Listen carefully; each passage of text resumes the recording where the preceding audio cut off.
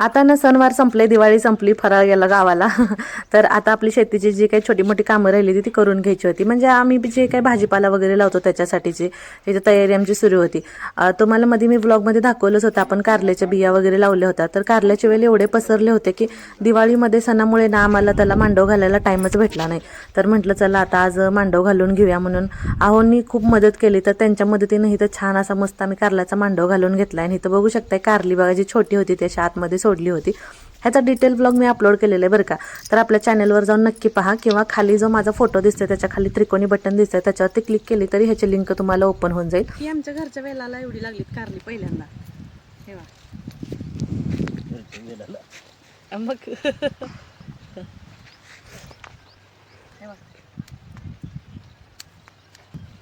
आणि मांडव घालून घेतलाय. तर कसा वाटला आजचा आपला छोटासा ब्लॉग नक्की कमेंट करून सांगा. भेटूया परतच्या ब्लॉगमध्ये. बाय.